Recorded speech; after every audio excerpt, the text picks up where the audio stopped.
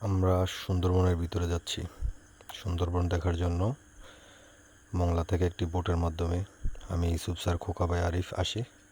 ঢুকতে প্রথমে আমাদের চোখে পড়ে গেট সুন্দরবনের। তার ভিতরে গেলেই একটা হরিণের খামার পড়ে, যেখানে অনেকগুলো হরিণ রাখা হয়। আর একটু ভিতরে যাইতে জলাশয়ের পাশে একটা কুমির দেখলাম। আস্তে আস্তে আমরা সুন্দরবনের ভিতরে যাচ্ছি।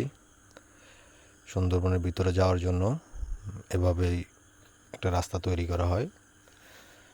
এখানে সামনে ইউসুফ স্যার, আরিফ, পিছনে আছে খোকা ভাই আর অনেক লোকজন। গাইডের মাধ্যমে যদিও আমরা সুন্দরবন ঘুরে ঘুরে দেখতেছিলাম।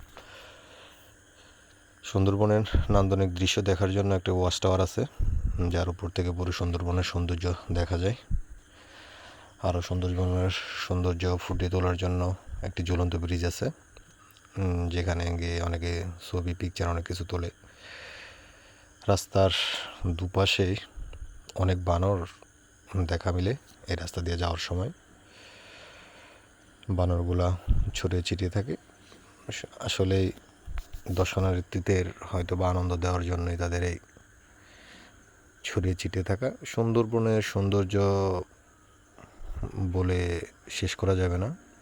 যত দেখি মনোমুগ্ধকর, ততই দেখতে ইচ্ছে করে। আমরা 4-5টা ঘুরে ঘুরে দেখতেছিলাম। আসলে যতটুকু সুন্দরবনে দেখার জন্য রাস্তা করা হয়েছে ততটুকু দেখা যায়, এর বাইরে যাওয়ার কোনো সুযোগ নেই। দেখতেছিলাম আমরা আর সুন্দরবনের সৌন্দর্য দেখতে দেখতে হয়তো বা আমাদের একটা সময় সুন্দরবনের শেষ পর্যায়ে চলে আসি, যতটুকু গরু দেখার জন্য রাস্তা তৈরি করা হয়।